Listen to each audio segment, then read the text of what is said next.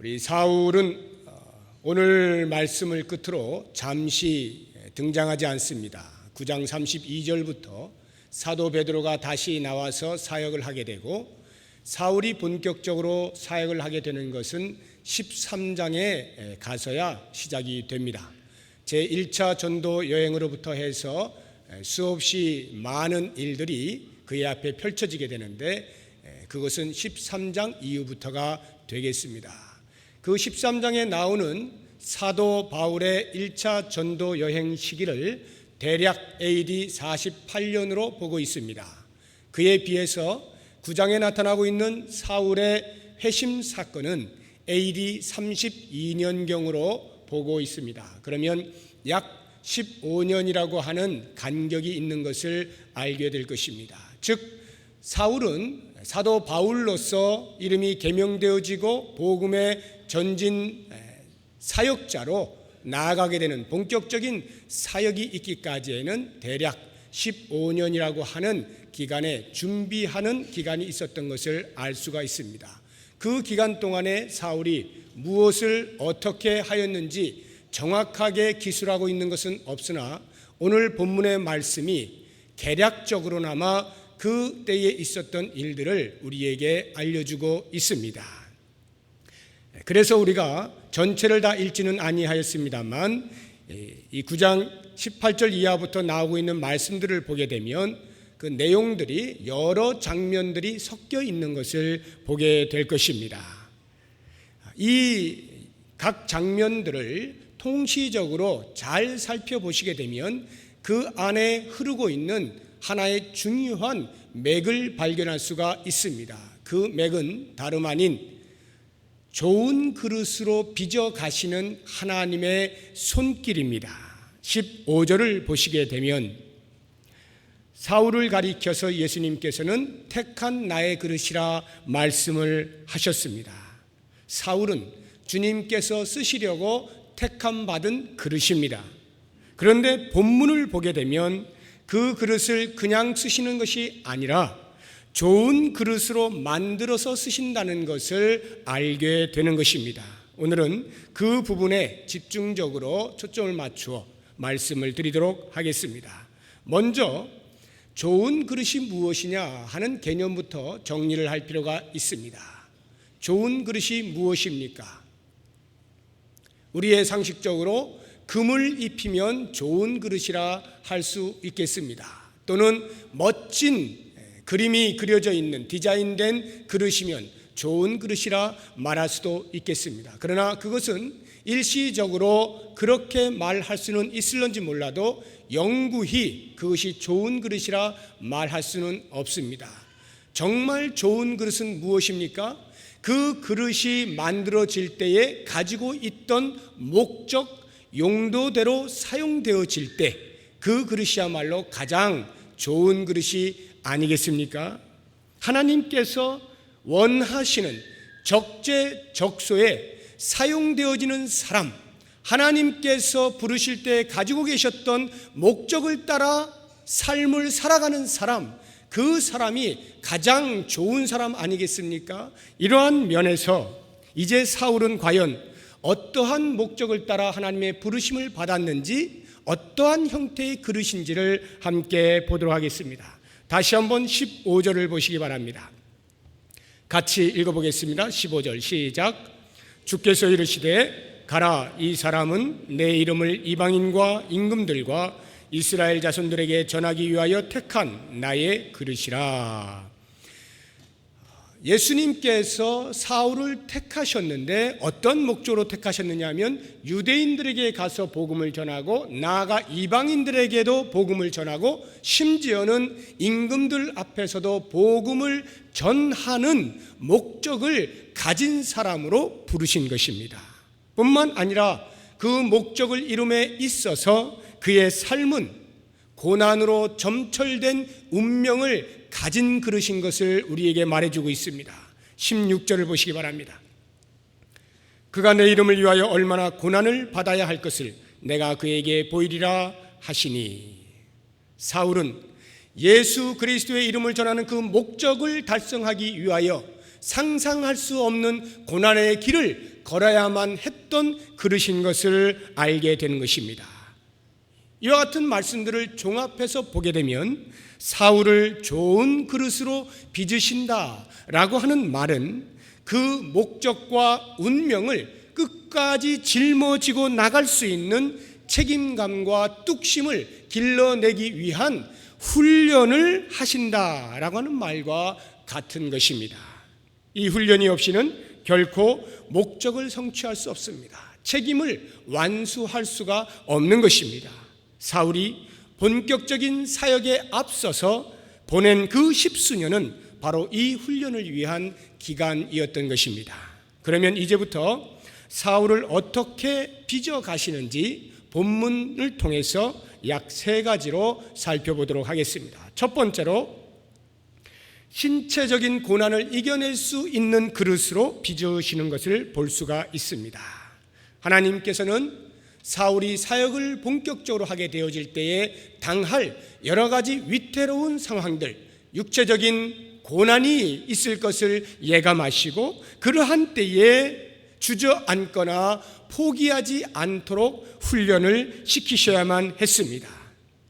그의 사역에서 육체적으로 다가온 고난들이 과연 어떠한 것이 있었을까요? 우리는 이미 사도 바울의 그 삶의 역사를 다 알고 있기 때문에 충분히 이해가 되고 있습니다. 그의 입에서 언급되어진 간단한 말 몇 마디를 우리가 보게 되면 고린도후서 11장 23절 이하에 그들이 그리스도의 일꾼이냐 정신없는 말을 하거니와 나는 더욱 그러하도다. 내가 수고를 넘치도록 하고 옥에 갇히기도 더 많이 하고 매도 수없이 맞고 여러 번 죽을 뻔하였으니 유대인들에게서 40에서 하나 감한매를 5번 맞았으며 3번 태장으로 맞고 1번 돌로 맞고 3번 파선하고 일주야를 깊은 바다에서 지냈으며 여러 번 여행하면서 강의 위험과 이방인의 위험과 시내의 위험과 광야의 위험과 바다의 위험과 거짓 형제 중의 위험을 당하고 또 수고하며 애쓰고 여러 번 자지 못하고 줄이며 목마르고 여러 번 굶고 춥고 헐벗었노라. 이와 같은 고난의 자리를 과연 저절로 지킬 수 있었겠습니까? 그의 마음 가운데 있는 복음에 대한 열정만 있으면 됩니까? 구원의 감격만 가지고 있으면 되는 것입니까? 결코 그렇게 할 수 없을 것입니다. 하나님께서는 바로 그 사실을 잘 아시고 이미 그가 어떠한 고난을 받을 것임을 예상하시고 그로 하여금 내구성을 기를 수 있도록 훈련을 시키시는 것입니다. 그러면 어떻게 훈련을 시키십니까? 죽음의 위협 앞에 서도록 하는 것입니다. 한번 생각을 해보십시오. 사울이 태양보다 더 밝은 빛 가운데에서 예수님을 만나게 됩니다. 그리고는 엎드러졌는데 그 예수님과 대화를 하게 됩니다. 사도행전 9장에서는 대화의 내용이 자세히 나와 있지 않지만 26장에 가보면 사도 바울이 아그리빠 왕 앞에서 당시 자기가 어떻게 예수님을 만나게 되었는지에 대한 그 사건의 회고를 기록해 놓은 것이 있는데 거기에 보면 엎드러졌을 때에 예수님과 어떤 대화들을 오고 갔는지에 대하여 상세하게 기록을 해놓고 있습니다. 한번 같이 보죠. 26장 14절 이하입니다. 26장 14절 이하, 제가 좀 빠른 속도로 읽어드리겠습니다. 우리가 다 땅에 엎드러지매 내가 소리를 들으니 히브리 말로 이르되 사울아 사울아 내가 어찌하여 나를 박해하느냐 가시체를 뒷발질하기가 내게 고생이니라. 내가 대답하되 주님 누구시니이까? 주께서 이르시되 나는 내가 박해하는 예수라. 일어나 너의 발로 서라. 내가 내게 나타난 것은 곧 내가 나를 본 일과 장차 내가 내게 나타날 일에 너로 종과 증인을 삼으리 함이니 이스라엘과 이방인들에게서 내가 너를 구원하여 그들에게 보내어 그 눈을 뜨게 하여 어둠에서 빛으로 사탄의 권세에서 하나님께로 돌아오게 하고 죄사함과 나를 믿어 거룩하게 된 무리 가운데서 기업을 얻게 하리라 하더이다. 사울이 예수님을 만났을 때 땅에 엎드러져 직접 예수님의 음성으로 자신이 어떠한 일을 하게 될지에 대한 사역의 내용을 듣게 된 것입니다. 이 내용을 가만히 보시게 되면 너는 앞으로 고생을 많이 할 것이다, 육체적인 고난을 받게 될 것이다, 그런 말 없습니다. 복음을 전하는데 많은 사람들이 돌아오게 될 것이다, 하나님의 영광을 보게 될 것이다, 이런 말씀들로 점철되어져 있습니다. 그렇다고 하면 예수님의 권세를 힘입어서 멋진 사역을 하겠구나 라고 하는 생각을 할 만하지 않습니까? 복음을 전할 때마다 듣는 자들이 항복을 하고 고꾸라지고 하나님께로 돌아오는 놀라운 역사들을 보겠구나, 그 기대감을 가질 만하지 않겠습니까? 죽음의 위협을 받을 상황이 전혀 나타나고 있지 아니한 것입니다. 그러나 어떻습니까? 실제로 그에게 나타나고 있는 것들을 보게 되면 많은 사람들이 회심하여 주께로 돌아오는 그러한 영광스러움이 아니라 죽음의 위협이 그 앞에 나타나고 있지 않습니까? 본문의 23절을 보시기 바랍니다. 여러 날이 지나매 유대인들이 사울 죽이기를 공모하더니 그 계교가 사울에게 알려지니라. 그들이 그를 죽이려고 밤낮으로 성문까지 지키거늘 그의 제자들이 밤에 사울을 광주리에 담아 성벽에서 달아내리니라. 사울을 죽이고자 하는 죽음의 위협이 그 앞에 닥쳐진 것이고, 밤낮으로 성문을 지켜가면서까지 반드시 죽이고야 말겠다고 하는 대적들의 의지가 보이고 있습니다. 만약에 그 살해의 계교를 미리 알지 못하고, 또는 그래서 그 제자들이 사울을 피신시키지 않았다면 어쩌면 사울은 그 자리에서 죽었을런지도 모릅니다. 29절도 보시기 바랍니다. 또 주 예수의 이름으로 담대히 말하고 헬라파 유대인들과 함께 말하며 변론하니 그 사람들이 죽이려고 힘쓰거늘. 이번에는 예루살렘에 내려와서 헬라파 유대인들과 변론하면서 복음을 전했습니다. 그런데 분명히 변론에 이겼음에도 불구하고 돌아오는 결과는 죽이려고 하는 그러한 죽음의 위협뿐이었습니다. 복음의 능력과 주님의 능력을 그들에게 나타냈음에도 불구하고 이와 같은 일이 생기는 것이 무엇입니까? 이때도 역시 사울의 형제들이 그를 피신시키지 아니하였다면 어떠한 봉변을 당했을는지 모르는 것입니다. 30절을 보십시오. 형제들이 알고 가이사랴로 데리고 내려가서 다소로 보내니라. 왜 이런 일들을 사울 앞에 자꾸만 보이시는 것입니까? 그것은 앞으로 사역 가운데 나타나게 될 숱한 고난의 시기에 결코 물러서지 않게 하기 위하여 지금 준비하는 중에 당금질을 하는 것이죠. 끝까지 감당할 수 있도록 빚어내시는 하나님의 손길인 것입니다.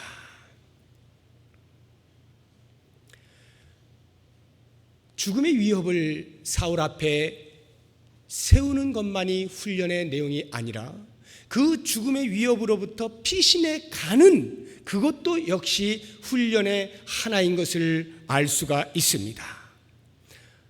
그 당시에 사울의 그 열정을 한번 상상해 보시기 바랍니다. 예수님을 놀랍게 만나고 예수님으로부터 직접 사역의 내용을 듣고 충천하여서 나아가서 복음을 전하지 않습니까? 그러니까 그러한 경우에 나는 죽으면 죽을 것이다, 이러한 각오를 했을런지도 몰라요. 왜냐하면 자기가 바로 예수 믿는 사람을 잡아 죽이려고 했던 당사자였기 때문에 내가 복음을 전하면 나에게 어떠한 일이 있을 것이다 라고 하는 것에 대한 예상을 할 수 있지 않겠습니까?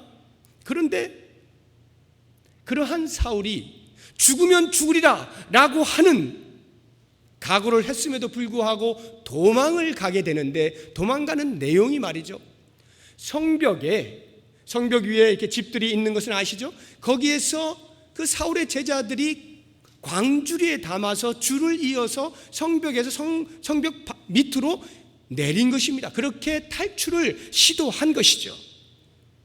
한번 상상을 해보세요. 내가 그 광주리 안에 탔습니다. 복음을 들고 복음에 미친 자답게 열정을 가지고 복음을 외치고 있는 그 복음의 전사가 지금 성벽에 붙어가지고 광주리에 누구에게 들키지 않느냐 할까 조심조심 내려가고 있는 것입니다. 얼마나 치졸하게 보입니까? 얼마나 초라해 보입니까? 차라리 대적들을 만나서 그들의 손에 의해서 떳떳하게 순교를 당하는 게 낫지, 지금 자신의 모습이 너무나 별 볼 일 없어 보이는 것입니다. 예루살렘에서도 역시 마찬가지입니다. 자기를 죽이려고 하는 헬라파 유대인들이 있을 때 형제들의 손에 의하여서 가이사랴로 내려갔다가 자기의 고향인 다소로 가지 않습니까? 그렇게 도망을 치고 있는 사울의 입장에서 과연 무슨 훈련이 되고 있습니까? 자기의 마음속에 있는 자존심을 내어버리는 훈련을 하고 있는 것입니다. 뿐만 아니라 자기의 목에 붙어있는 이 목숨조차도 자기의 것이 아니며 자기 마음대로 할 수 있는 것이 아님을 알게 되는 것입니다. 차라리 날 죽여라 하고 싶은 그러한 심정임에도 불구하고 도망을 가라 하면 갈 수밖에 없는 존재인 것을 배우게 되는 것입니다. 생명의 주인 되신 주님께 자기의 목숨을 위탁하는 훈련을 받고 있는 것이죠.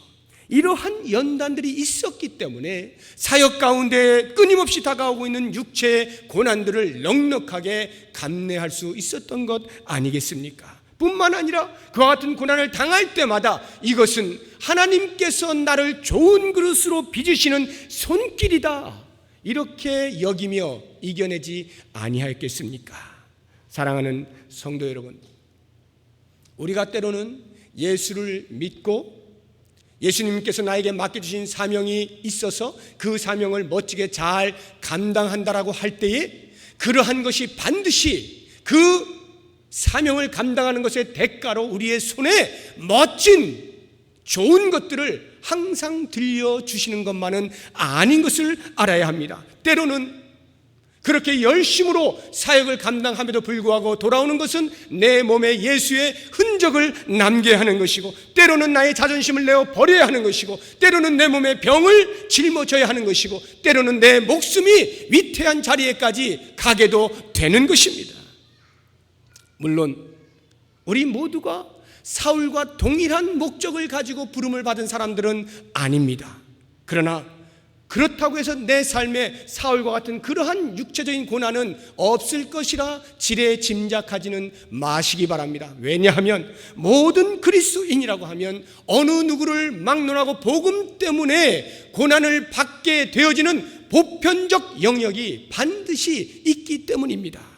바로 그와 같은 때를 만나게 될 때 우리가 흔들리지 아니하고 믿음의 자리를 굳게 서서 그 고난을 뚫고 나아갈 수 있게 하기 위하여 주님께서는 오늘도 우리를 빚으시는데, 때로는 우리가 이해할 수 없는 모습으로, 때로는 우리가 감당하기 버거운 모습으로 다가오기도 하는 것입니다. 그러나 여러분, 그러할 때에 그것이 하나님의 빚으시는 손길임을 느끼게 된다면 아무리 이해하기 힘들고 감당하기 힘들어 보여도 하나님께서는 마침내 뚫고 나가게 하신다는 그 사실을 기억하시고 감내하시기 바랍니다. 그래서 하나님의 영광스러운 목적을 따라 부르신 그 부름의 목적을 따라 살아가는 가장 복된 삶을 살아내실 수 있는 저와 여러분이 되시기를 주님의 이름으로 축복합니다.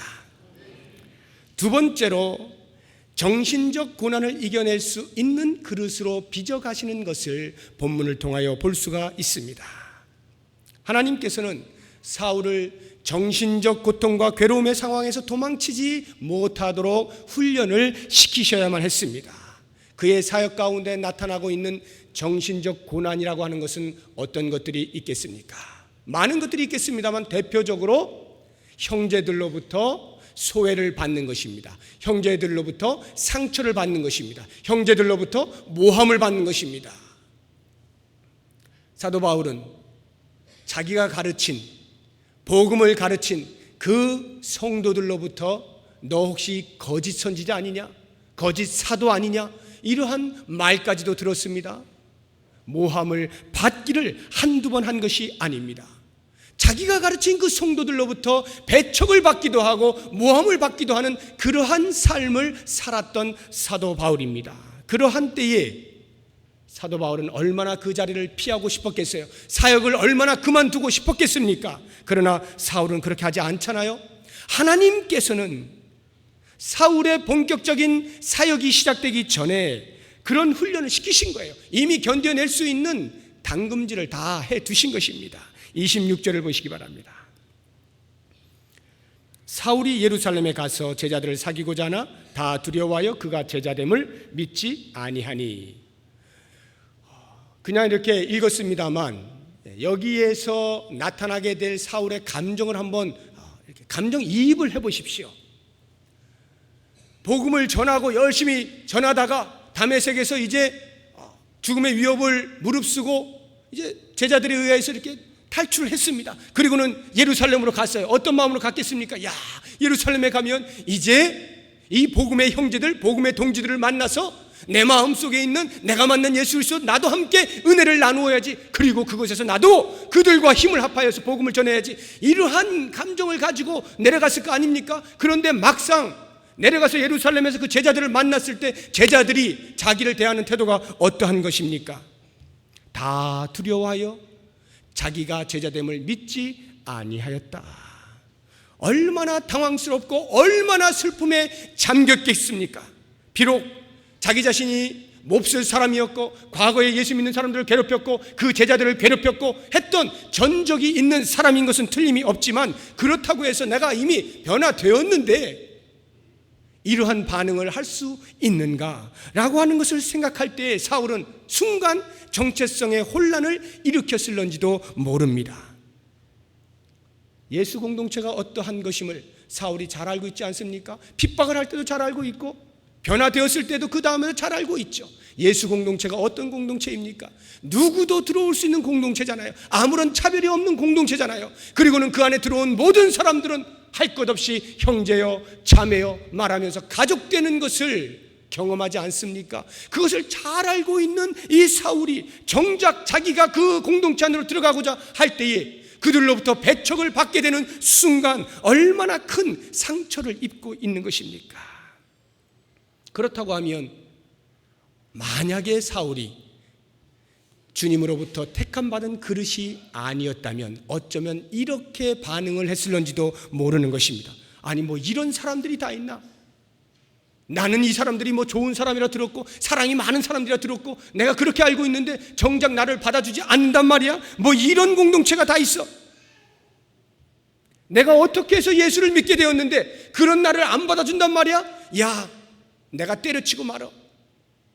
시샘 말로 치사하고 더러워서 내가 이 공동체 안에 안 있는다. 얼마든지 떠나갈 수 있지 않았겠습니까? 그리고는 너희들이 나를 배척했지? 이제부터 나는 다시 옛날로 돌아간다. 다시 너희들 잡는 사람으로 돌아간다. 기다려라. 내가 간다. 뭐 이렇게 할 수 있지 않았겠습니까? 그런데 놀랍게도 하나님께서는요 그런 자리를 피하게 하신 것이 아니라 사울을 오히려 그런 자리로 몰아가신 거예요. 예루살렘으로 가게 하셔서 그러한 상황에 직면하게 만든 것입니다. 왜 그랬을까요?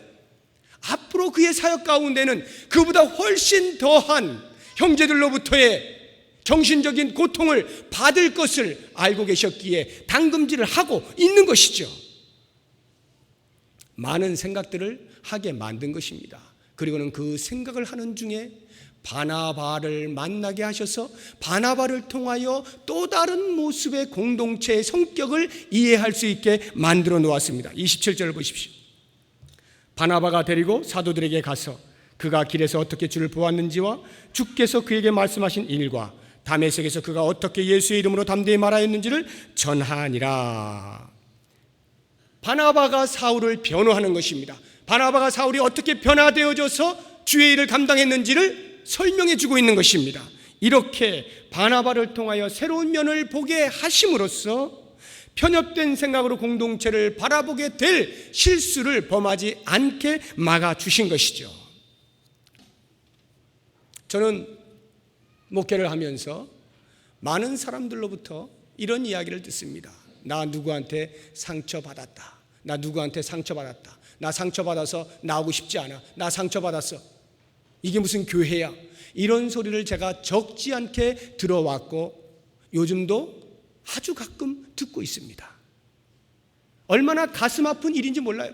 같은 신앙을 가진 사람들이 모여있는 공동체에서 누가 누군가를 상처를 내고 흠집을 내고 공격을 하고 그것에 의해서 상처를 받고 고통스러워하고 신음하는 일들이 있다고 하는 것이 얼마나 슬픈 일입니까? 매우 유감스러운 일이죠. 여러분 혹시 내가 그런 사람은 아닌가 한번 이 시간에 조용히 돌아보시기 바랍니다. 내가 인식을 하든 인식을 하지 못하든 내가 의도를 했든 의도하지 아니하였든 이런 일들은 얼마든지 있을 수가 있는 거예요. 그렇기 때문에 더욱더 신중하게 나의 말 한마디 나의 행동 하나를 돌아볼 필요가 있는 것입니다. 원하기는 우리 교회 성도님들은 상처를 주는 사람이 아니라 바나바와 같은 사람이 될 수 있기를 축복합니다. 상처받은 사람을 위로하고 변호해 줄 수 있는 사람이 되시기를 바랍니다. 나의 그러한 조그마한 행동 하나로 어쩌면 그 사람이 훌륭한 사람이 될 수도 있다고 하는 가능성을 보고 사람을 세워주고 도와주고 밀어주는 그러한 사람이 되실 수 있기를 축복합니다. 이제 저는 한 걸음 더 나아가서 상처를 받는다라고 생각하시는 분들을 향하여 권면을 하고자 합니다.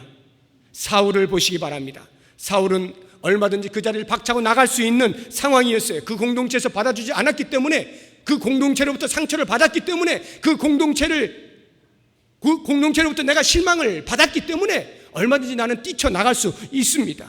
그런데 사울이 그렇게 하지 않죠.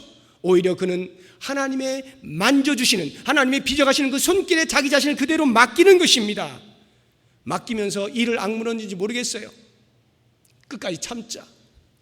아니면 과거에 내가 얼마나 못된 놈이었기에 이들이 그토록 나를 믿어주지 않는가 하면서 자기의 그 과거에 잘못되었던 것을 더 철저하게 회개하고 통회하고 자복했을는지도 모르겠습니다.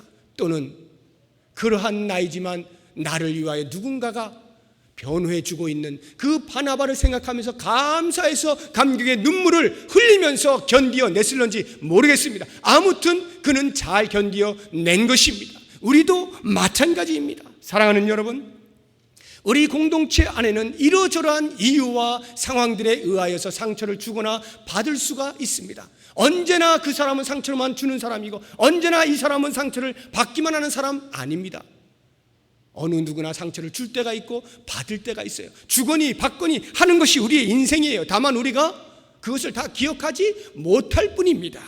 그러므로 만약에 내가 상처를 받았노라, 나는 상처받은 사람이다, 누군가가 나에게 흠집을 냈다라고 생각하시는 분이 계시다고 한다면 그것으로 인하여서 실망하시고 교회를 떠나거나 믿음의 자리를 떠나거나 하는 어리석음을 범하지 마시고 오히려 사울처럼 겸손히 차라리 그와 같은 상황 속에서 하나님께서 나를 빚으시는구나 생각하고 그냥 맡기십시오. 때로 내가 누군가로부터 상처를 받았다고 하면 그 사람이 미워 죽겠다고 하지 마시고 하나님이 나를 만지시는구나, 나의 못된 성품을 만지시는구나, 나로 하여금 앞으로 더 큰 사역을 감당하기 위하여 당금질을 하시는구나, 이렇게 생각하고 그 자리를 잘 견디어내시기를 바랍니다. 그렇게 되어질 때 하나님께서는 훈련되어진 우리의 모습을 보고 우리에게 맡겨진 그 사명을 허락해 주시는 것입니다. 모쪼록 우리가 믿는 이 믿음이 그와 같은 상황 속에서 상처받았기 때문에 내려놓을 만큼 값싼 믿음이 아니라고 하는 것을 꼭 기억하시고 어떠한 정신적인 고난도 이겨내셔서 하나님의 좋은 그릇으로 빚어가시는 그 목적을 따라 살아가실 수 있는 저와 여러분이 되시기를 주의 이름으로 축복합니다. 이제 마지막 세 번째로 영적인 고난을 이겨낼 수 있는 그릇으로 빚으시는 것을 본문 안에서 발견해 볼 수가 있습니다. 사울이 사역을 하는 가운데 당하게 된 영적인 고난들은 어떠한 것들이 있었습니까? 많은 것들이 있었겠습니다만 그 중에 대표적으로 이야기해 본다면 자기가 씨를 뿌리고 투자하고 모든 에너지를 다 쏟아서 사역을 감당한 것만큼의 열매를 거두어들이지 못할 때 그 마음 가운데 심한 영적인 고뇌가 있을 수가 있습니다. 자기가 가르친 성도들이 복음을 따라 바르게 살 생각하지 아니하고 파당이나 짓고 분열을 일으킨다고 하는 그러한 소식을 듣게 되었을 때에 자기가 가르친 그 사람들이 복음을 변질시키고 엉뚱한 잘못된 교리에 빠져서 헤매고 있다는 소식을 듣게 되었을 때 얼마나 영적인 딜레마에 빠지겠습니까? 회의가 들지 않겠습니까? 낙심이 되지 않겠습니까? 그러나 그러한 상황들 가운데서도 사울은 절대로 포기하지 아니하죠. 마음에 근심이 있어 죽게 기도하는 한이 있더라도 사역을 포기하지 않잖아요. 계속하여서 앞으로 나아가 마침내 하나님께서 원하시는 그 사역의 목적을 이루지 않습니까? 어떻게 이것이 가능했습니까? 이 준비하는 기간 가운데 그와 같은 훈련들을 넉넉히 받았기 때문인 것입니다. 어떤 훈련을 받았나요? 인내하는 훈련입니다. 기다리는 훈련을 받은 것입니다. 오늘 본문을 보시면 그 부분이 잘 나타나 있습니다. 얼핏 보면 잘 보이지 않습니다만 자세히 보셔야 돼요. 23절 보시기 바랍니다. 여러 날이 지남에 이렇게 나오지 않습니까? 이 여러 날이 지났다라고 하는 것을 대부분의 학자들이 공통적으로 말하기를 이것은 우리가 생각하는 2, 3일 정도가 아니라 아라비아 광야로 가서 머물러 있었던 기간이다, 이렇게 보고 있습니다. 이것을 뒷받침해 주는 근거 구절이 갈라디아서 1장에 나옵니다. 한번 찾아가 보시기 바랍니다. 갈라디아서 1장 16절. 찾으시면서 제가 읽습니다. 그의 아들을 이방에 전하기 위하여 그를 내 속에 나타내시기를 기뻐하셨을 때에, 자, 그를 내 속에 나타내시길 기뻐하셨을 때, 이때가 언제냐면 사울이 회심하게 된 때입니다. 그러니까 사도행전 9장의 사건이에요. 그때에 내가 곧 혈육과 의논하지 아니하고 또 나보다 먼저 사도된 자들을 만나려고 예루살렘으로 가지 아니하고 아라비아로 갔다가 다시 다메섹으로 돌아갔노라. 여기 보시면 사울의 회심 사건이 있은 직후에 다른 어느 누구도 만나지 아니하고 아라비아 광야로 갔다가 다시 다메섹으로 돌아갔다라고 하는 요 아라비아 광야 사건이 바로 본문에 나타나고 있는 23절의 여러 날이 지남에입니다. 그러니까 23절에 유대인들이 사울 죽이를 공모했다라고 하는 것은 아라비아 광야를 갔다 온 이후에 계속하여 다메섹에서 사역을 했을 때 일어난 일인 것입니다. 그러면 아라비아 광야가 과연 몇 년이나 됩니까? 갈라디아서 1장 계속해서 18절 보시게 되면 이렇게 나옵니다. 그 후 3년 만에 내가 게바를 방문하려고 예루살렘에 올라가서 그와 함께 15일을 머물렀다. 그 후 3년이라고 하는 것이 바로 아라비아 광야에서 머물렀던 기간이에요. 물론 이 3년은 만 3년을 의미하는 것은 아닙니다. 유대인들은 하루만 걸쳐도 그게 1년이거든요. 그러니까 하루하루 가운데 1년, 이렇게도 3년이라 이렇게 말할 수 있어요. 그럴지라도 최소한 12달은 넘는 거죠. 1년은 넘는 기간이 이 아라비아 광야에 머물러 있었던 기간인 것을 알 수가 있습니다. 그리고 예루살렘으로 올라가서 제자들과 함께 15일을 머물렀다고 하는 것이 오늘 본문에 나타나고 있는 26절 이하에 그 예루살렘에 들어가서 처음에는 거절을 당했다가 바나바로 인하여서 다시 합하여져서 제자들과 함께 머물지 않습니까? 그 머문 기간이 15일이에요. 그렇게 15일을 머물고 이제 그 다음 어떤 또 일이 벌어지게 되는 것입니다. 자, 그렇다고 하면 이제 본문 22절과 23절 사이에 햇수로 3년이라고 하는 공백이 있음을 염두에 두시고 22절까지 18절에서 22절까지에 나타나고 있는 내용들을 다시 한번 보시기 바랍니다. 사울은 회심하기가 무섭게 놀라운 변화를 보이지 않습니까? 아나니아를 통해서 눈이 떠졌습니다. 눈이 떠지자마자 음식을 먹고 몸을 추스리죠. 그리고는 다메섹에서 제자들과 불과 며칠밖에 같이 안 있습니다. 19절 보세요. 음식을 먹음에 강건하여지니라. 사울이 다메섹에 있는 제자들과 함께 며칠 있을세. 그리고 그 다음부터 어떻게 됩니까? 즉시로 이렇게 나죠. 즉시로. 지금 20절부터 22절까지 나타나고 있는 그 구절 가운데 제가 짚어드리는 구절들을 눈여겨보십시오. 즉시로 각 회당에서 듣는 사람이 다 놀라 말하되 사울은 힘을 더 얻어 유대인들을 당혹하게 하니라. 이와 같은 말들은 전부 현재 이 당시의 사울의 상태가 어떠한 것임을 직간접적으로 표현해주고 있는 말들입니다. 눈을 뜨자마자 불과 며칠 있은 다음에 즉시로 각 회당을 다 돌아다니면서 예수는 하나님의 아들이요 그리스도이시다 라고 하는 절대 불변의 진리를 외치는 것입니다. 얼마나 이 속에서부터 끓어오르는 열정이 있었겠습니까? 직접 예수님을 만났죠. 예수님으로부터 직접 들었죠. 그 가슴에 타오르는 지금까지 왜 내가 무지했던가 회개하면서 그 반대작용으로 뜨겁게 끓어오르는 열정을 가지고 그리스도를 외치고 있는 것입니다. 이러한 일들을 보게 될 때 이것이 어찌 우리가 상상할 수 있는 일이겠습니까? 방금 전까지만 해도 예수 믿는 사람들을 잡기 위하여 돌아다녔던 그 사람이 어떻게 이렇게 180도 바뀔 수가 있어요? 쉽게 이야기하면 획 돌아버린 거죠. 그냥 완전히 돌아버린 거예요. 유대인들의 입장에서 보게 되면 이렇게 당황스러운 일이 어디 있겠고 이렇게 황당스러운 일이 어디 있겠어요?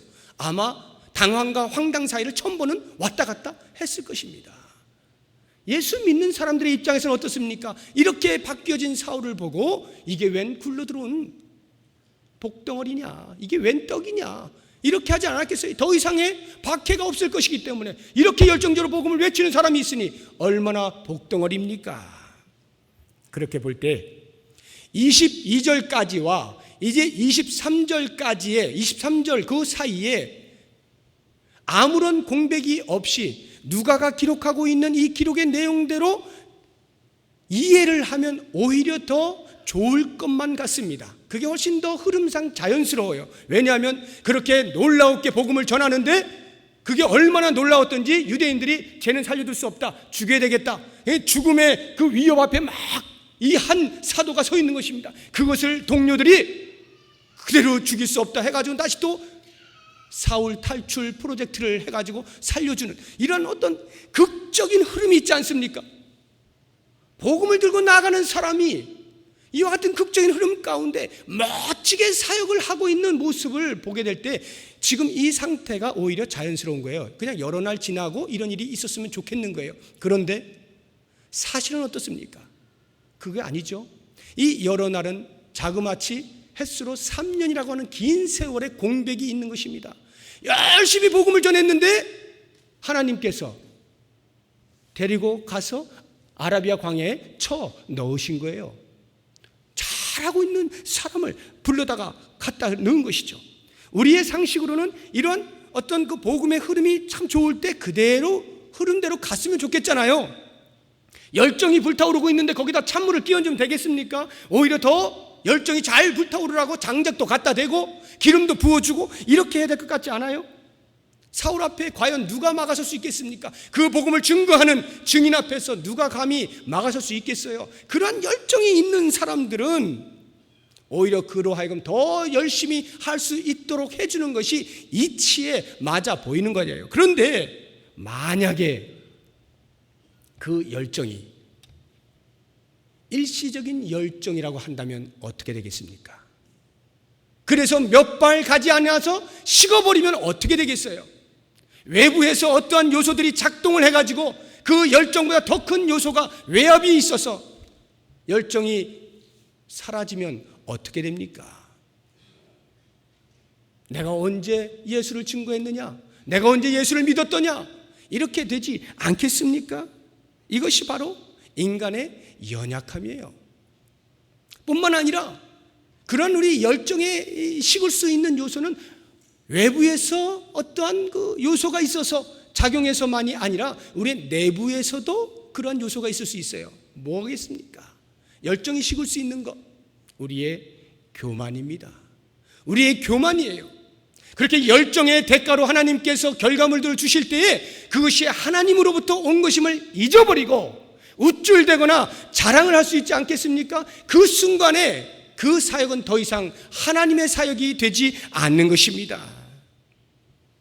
하나님 없는 사역, 하나님의 도우심을 필요로 하지 아니하는 자기의 사역이 되고 마는 거예요. 이것이 인간의 타락상입니다. 이와 같이 하나님께서는 인간의 연약함과 타락상을 너무나 잘 알고 계시기 때문에 흐름이 좋을 때, 잘 나갈 때 오히려 여지없이 그 흐름을 막아 서시는 거예요. 아무리 흐름이 좋아도 연약함을 극복할 만큼의 내구성이 형성되어지 못한 열정이라고 한다면 그 열정을 유보시키는 것입니다. 아무리 흐름이 좋아 보여도 타락상이 드러날 만큼 겸손과 전적 의지의 상태가 되어 있지 못하다고 한다면 그 흐름을 끊어버리시는 거예요. 이것이 정작 사역의 때에 영적인 고난을 당하게 될 때에 견디어낼 수 있는 그 내구성을 길러내는 훈련인 거예요. 이런 훈련은 사울만 받은 게 아니죠. 성경상에 내노라는 인물들은 전부 이와 같은 훈련들을 받지 않습니까? 모세가 그렇잖아요. 그 열정으로 뚫고 나가면 곧바로 무슨 일이 벌어질 것만 같은데 40년이라고 하는 어마어마한 시간 동안을 미디안 광야에 내쫓지 않습니까? 엘리야도 마찬가지입니다. 큰 소리를 외치고 아방 앞에서 등장했는데 곧바로 그리시네가로 보내버리지 않습니까? 사르밧 가부에게로 보내버리지 않습니까? 다윗도 마찬가지입니다. 예수님은 어떻습니까? 하늘로부터 문이 열리고 세례를 받고 올라올 때 성령이 비둘기같이 내려서 이는 내 사랑하는 아들이요 내 기뻐하는 자라. 이제 예수님께서 사역을 하시기만 하면 세상이 뒤집어질 것만 같잖아요. 바로 그 순간에 하나님께서는 성령을 통하여서 예수님을 광야로 내모시지 않습니까? 금식을 시키시고 마귀의 시험을 이기게 만드시지 않습니까? 왜 이러한 일들이 있다라고 생각을 하십니까? 하나님의 일은 잠깐 하고 말 것이 아니기 때문에 그래요. 내 기분대로 했다 말았다 할 것이 아니기 때문에 그렇습니다. 맡겨주신 사명, 그것이 내 그릇의 목적이라고 한다면 그것을 끝까지 이루어내야 하기 때문에 이와 같은 내구성 있는 열정으로 다시 만들어내야 하기 때문에 훈련을 시키시는 거예요. 사울은 이 아라비아 광야 3년으로 훈련의 기간이 끝난 게 아닙니다. 예루살렘에 갔을 때 15일을 있었다고 했잖아요. 그리고는 그가 어디로 갑니까? 다시 죽음의 위협 앞에서 가이사랴로 갔다가 다소로 보냄을 받잖아요. 그의 고향 다소로 갑니다. 그리고 그가 다시 나타나는 때가 11장 15절에 보시게 되면은 바나바가 안디옥에 놀라운 성령의 역사가 일어나고 교회가 세워질 것만 같은 그런 일들이 벌어지자 다소에 있는 바울을 찾아갑니다. 그리고는 그를 데리고 와서 안디옥에서 그와 함께 1년을 가르쳐요. 그리고는 그 안디옥 교회로부터 선교사로 파송을 받는 거예요. 그렇다고 하면 다소로 갔다가 바나바에 의하여서 안디옥으로 오기까지의 그 기간이 최소한 10년 이상입니다. 최소한 10년 이상. 그 10년 이상의 기간 동안에 바울이 무엇을 하였는지에 대해서 아무도 언급을 해놓고 있지 않습니다. 그러나 우리는 압니다. 이와 같은 맥락에서 볼 때 그 10년이라고 하는 세월 동안에 바울은 자기 자신을 갈고 닦으면서 끓어오르는 열정이 잠깐으로 멈추어지는 일시적인 열정이 되지 않기 위하여 죽을 때까지, 목적을 달성할 때까지 감당할 수 있는 열정이 되기 위하여 당금질을 하고 또 당금질을 하지 않았겠습니까? 어떠한 형태로 하였느냐는 알 수 없을지라도 하나님 앞에 계속 겸손히 무릎을 꿇고 꿇으면서 하나님의 일을 감당할 수 있는 이 열정이 식지 않게 하여 주옵소서. 끝까지 감당하게 하여 주옵소서. 그와 같은 놀라운 자기 당금질을 통하여서 비로소 하나님께서는 그를 불러다가 안디옥 교회로부터 파송을 받게 하시고 그때로부터 세계를 뒤집어버리는 놀라운 전도 여행을 시키시지 않습니까? 사랑하는 성도 여러분, 오늘 우리는 사울을 부르셔서 이렇게 빚어가시는 하나님의 손길을 본문을 통하여 살펴보았습니다. 사울은 고난의 그릇으로 쓰임받아야 하겠기에 여러 가지 형태의 고난의 당금질을 받았습니다. 하나님께서는 당신의 일을 맡기실 사람을 찾으셔서 그 사람으로 하여금 그냥 그대로 놔두지 않습니다. 반드시 그 일을 감당해낼 수 있을 만한 그릇으로 빚어 가시는 거예요. 그렇기 때문에 하나님께서 우리들을 부르실 때에도 동일하게 각각의 목적을 가지고 계시고 그 목적을 따라 우리 각 사람을 빚어 가시는 것임을 잊지 마시기 바랍니다. 혹시 그 손길이 내 이성으로 이해가 되어지지 아니하고 감당하기 힘든 모습으로 다가온다 할지라도 감내하시기 바랍니다. 왜냐하면 목적대로 사는 삶이야말로 모든 인생이 가장 복되게 살 수 있는 길이기 때문에 그렇습니다. 그러므로 그렇게 이해할 수 없을 만한 일들이 나에게 다가올 때 이것이 하나님의 빚으시는 손길이라 한다면 기꺼이 감내하실 뿐만 아니라 전체를 내어 맡겨서 하나님의 완벽하신 손 안에 새롭게 재조명되어지고 새롭게 만들어져서 하나님의 영광을 드러내고 내 삶에 있어서 가장 복된 영광스러운 삶을 살아가실 수 있는 저와 여러분이 되시기를 주의 이름으로 축복합니다. 기도하겠습니다.